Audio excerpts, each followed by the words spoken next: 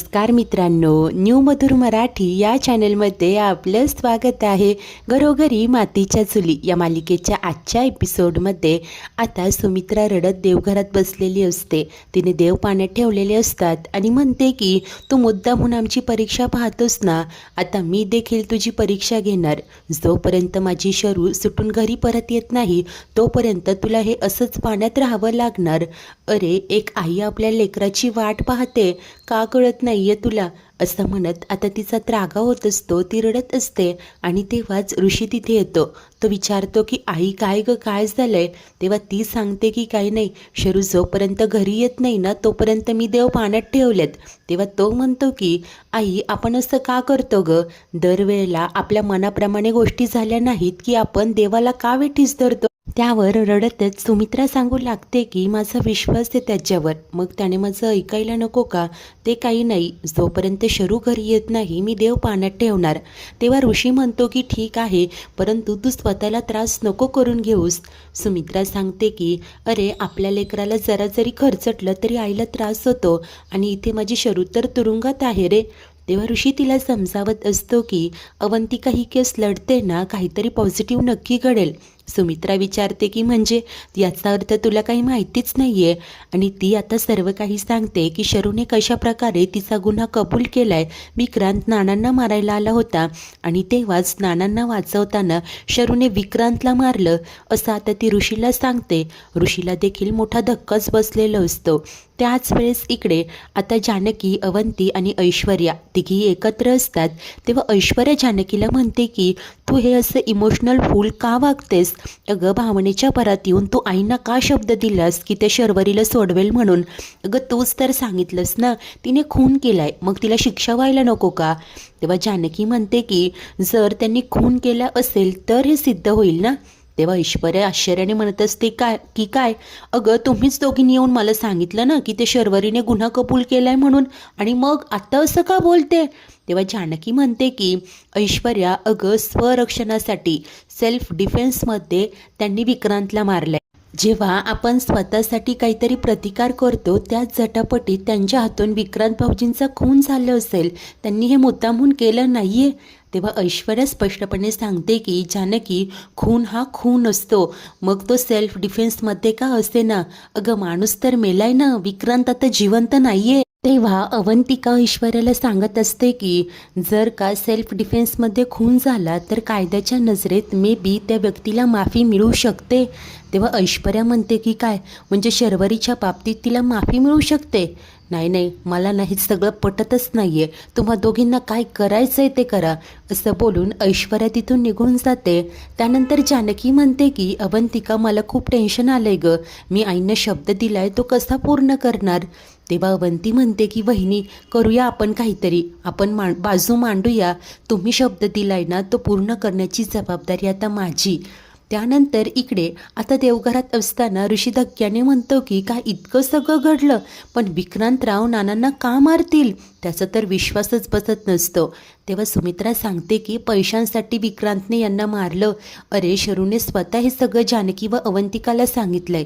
तेव्हा ऋषी बोलतो की पण ती तर मला काहीच म्हणाली नाही.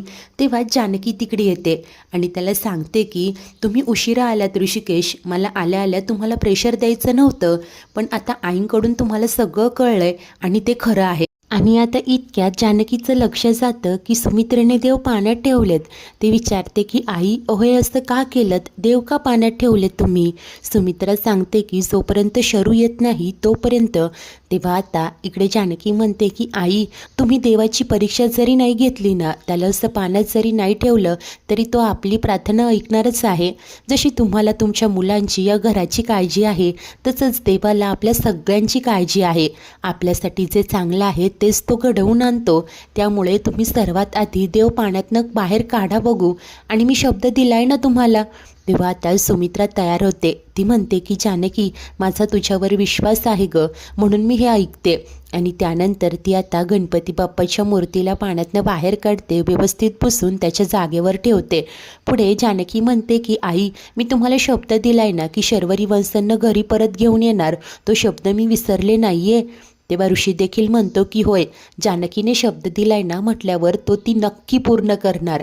आता सुमित्रेलाही हायसं वाटत असतं. पुढे ती म्हणते की मला ना घरी चैनच नाही पडणार, त्यापेक्षा मी उद्या कोर्टात येऊ का तुमच्यासोबत? जानकी सांगते की नाही आई, अहो तिथे तर आरोप प्रत्यारोप सुरू असतात, तुम्हाला हे सगळं नाही सहन होणार. ऋषीचंही तेच म्हणणं असतं. परंतु सुमित्रा सांगते की जर का मी घरी राहिले तर मला आणखी त्रास होईल, प्लीज माझं ऐका, मला तुमच्यासोबत घेऊन चला. अखेर जानकी तिला सांगते की ठीक आहे, पण एका अटीवर, तुम्ही आता नीट व्यवस्थित पोटभर जेवा, औषधं घ्या, मगच तुम्हाला आमच्यासोबत येता येईल.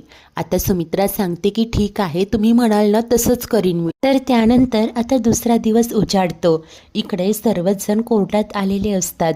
ऋषी, सौमित्र, सारंग, इकडे ऐश्वर्या, जानकी, अवंती सर्वच जण हजर असतात. जज साहेब येतात. आता सर्वच जण उभे राहतात. शरूही कठड्यात असते. तर जज सांगतात की प्रोसिडिंगला सुरुवात करा आणि ते ॲडव्होकेट देसाईंना म्हणतात की तुम्हाला काही बोलायचं आहे का? तेव्हा या मिसेस देसाई उभ्या राहतात आणि नो मी लॉर्ड असं म्हणत हसूनच खाली बसतात. राहुल देखील आलेलाच असतो. त्यानंतर अवंतिका उभी राहते आणि सांगू लागते की या केसला एक वेगळंच वळण लागलंय. हे असं मी का बोलते ते आता स्वतः मिसेस शर्वरीच तुम्हाला सांगतील. मी लॉर्ड, काल हे जे काही घडलंय ना त्याबद्दल आम्हाला काहीही कल्पना नव्हती. कालच्या हिअरिंगनंतर मिसेस शर्वरी यांनी आमच्यासमोर बऱ्याच गोष्टी रिव्हील केल्या आणि त्या सर्व गोष्टी इथे कोर्टात कबूल कराव्या असाच आम्ही त्यांना सल्ला दिला. कृपया यासाठी परवानगी असावी. तेव्हा आता जज सांगतात की परवानगी आहे. अवंतिका इकडे शरूकडे पाहून इशारा करते आणि तिला बोलायला सांगते. तेव्हा शर्वरी देखील सांगते की मी लॉर्ड, सगळ्यात आधी मला कोर्टाची माफी मागायची आहे, कारण एक खूप मोठी गोष्ट मी सर्वांपासून लपवून ठेवली. खरं तर हे सगळं मला आधीच सांगायचं होतं, परंतु मी खूप घाबरले होते, कसं सांगू मला सुचत नव्हतं. ते ऐकून जज म्हणतात की कम टू द पॉईंट. तेव्हा शर्वरी आता कबुली देते की मी आज सर्वांना हे सत्य सांगू इच्छिते की विक्रांतचा खून मीच केलाय. हे ऐकताच इकडे जानकी आता डोळे मिटते, तर ऐश्वर्या मात्र रागाने शरूकडे पाहत असते. त्यानंतर लगेचच कोर्टात चर्चेला उधाण येतं. देसाई वकील धक्का बसल्याचे आव्हानत असतात, तर जज मात्र ऑर्डर ऑर्डर असं म्हणत सर्वांना शांत करतात आणि शरूला फटकारत म्हणतात की याचा अर्थ तुम्ही आत्तापर्यंत कोर्टाचा वेळ वाया घालवला, ही कोर्टाची मोठी दिशाभूल केलीत.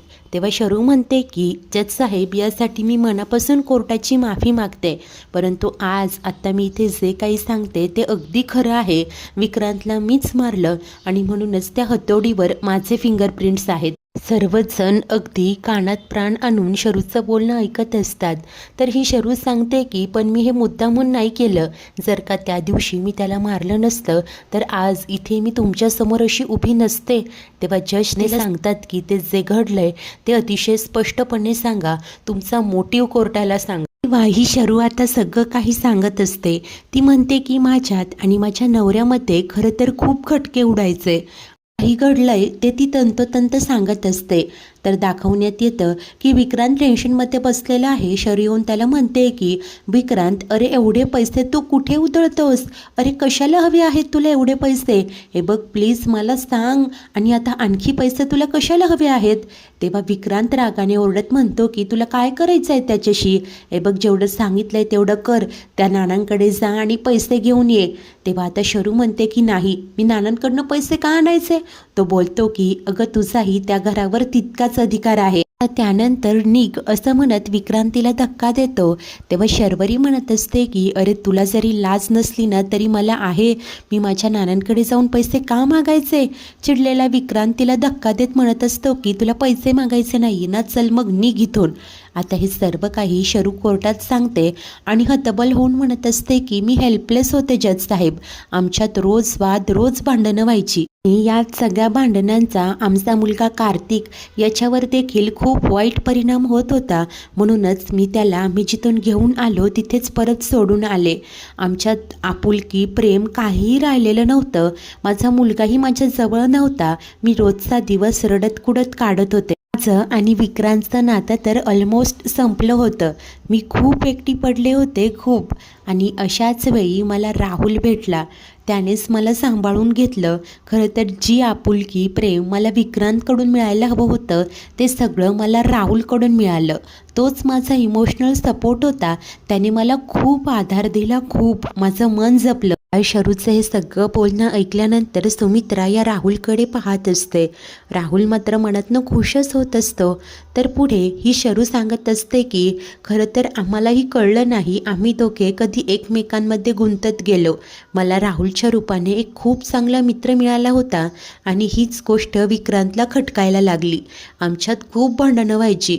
तो खूप जोराने बोलायचा माझ्याशी आणि म्हणूनच एक दिवस वैतागून अखेर मी नानांना बोलावून घेतलं.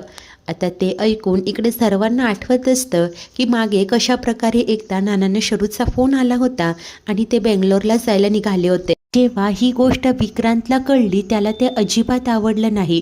तो जोरानेच ओरडून मला म्हणाला की जर तू नानांना इथे बोलावलंस ना तर मी त्यांना मारून टाकेन. आपली भांडणं जर का तू त्यांना सांगितलीस तर. आता हे सगळं ऐकून सौमीचा राग अनावर होत असतो. सर्वांनाच खूप वाईट वाटत असतं. पुढे ही शरू रडतच म्हणते की खरं तर नाना माझ्याकडे येण्यासाठी मुंबई एअरपोर्टला पोहोचले होते, परंतु मी त्यांना फोन करून आल्या पावली परत जायला सांगितलं. कारण मला असं वाटत होतं माझ्यासोबत जे घडतंय ते माझ्या घरच्यांना कळू नये. त्यांना जर काही कळालं असतं तर त्यांना खूप त्रास झाला असता आणि मला त्यांना कुठलाही त्रास द्यायचा नव्हता. परंतु नंतर मला सर्वांना सत्य सांगावंच लागलं. जसा विक्रांतच्या वागण्याचा त्रास मला होत होता तसाच राहुलला देखील.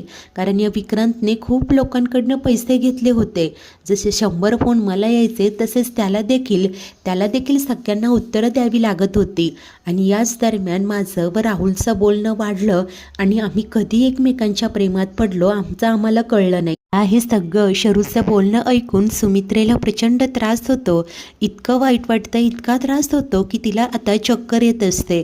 तेव्हा जानकीचं लक्ष जातं. आई हो काय होतंय तुम्हाला असं म्हणत ती सुमित्रेकडे येते. ऋषी आणि सौमित्र देखील आई ग असं म्हणत तिला सावरत असतात. तेव्हाच अवंतिका म्हणते की मला असं वाटतं आईंना चक्कर येते. तेव्हा आता सौमित्र म्हणतो की तू थांब, मी आणि दादा बघतो. आणि तो व ऋषी सुमित्रेला आता उठवतात आणि तिथून हॉस्पिटलकडे घेऊन जातात. त्यानंतर अवंतिका कोर्टाची झाल्या प्रकाराबद्दल माफी मागते. तेव्हा जज सांगतात की हरकत नाही, प्रोसिडिंगला सुरुवात करा. अवंतिका म्हणते की शर्वरीच त्यांचं म्हणणं पूर्ण करते. आणि शर्वरी विक्रांतने धमकावल्यानंतर तुम्ही काय केलं ते प्लीज सांगा असं ती म्हणते. तेव्हा आता ही शरू रडतच आता तिची मनगडत कहाणी सांगत असते.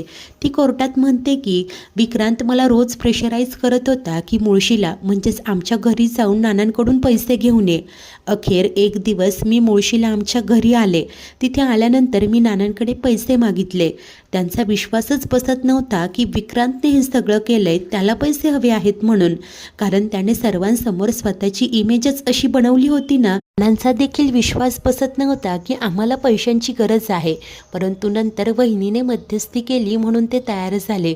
तेव्हा जानकीला आठवत असतं कशा प्रकारे तिनेच नानांना सांगितलं होतं की त्यांना पैशांची गरज आहे, आपण मदत करायला हवी. नाना म्हणाले होते की हो बघूयात आपण. आणि जानकी खूप विचारत असते.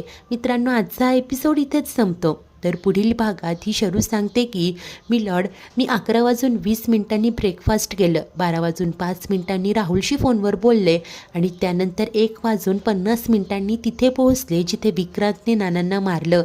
आणि 1:55 मी सेल्फ डिफेन्ससाठी या विक्रांतला मारलं. तेव्हा जज देखील हिच्या बोलण्यावर विश्वास ठेवतात. तिची निर्दोष मुक्तता होते. शरू येऊन ऋषीला मिठी मारत भेटत असते. तर जानकी आणि ऐश्वर्यात बाजूला उभ्या असतात. ऐश्वर्या म्हणते की शर्वरीची तर सुटका झाली, आता काही टेन्शन नाही आहे ना. परंतु जानकी सांगते की कळत नाही आहे, म्हणजे नक्कीच काहीतरी गडबड आहे ग. खून झाला तेव्हाच्या नेमक्या वेळा शर्वरी माणसांना एवढ्या कशा आठवत आहे, त्यांना कशा माहिती. या सगळ्याचा शोध घ्यायचं आता जानकीने ठरवलेलं असतं. मित्रांनो, जानकी आणि ऐश्वर्या मिळून आता खरं खोटं कसं काढून घेतील, मुळाशी कसं जातील, यांचा डिटेक्टिव्ह मोड पाहायला तुम्हाला आवडेल का? कमेंट करून नक्की सांगा. अशाच नवनवीन भागांच्या डेली अपडेट्ससाठी आपल्या न्यू मधुर मराठी या चॅनलला नक्की सबस्क्राईब करा. धन्यवाद.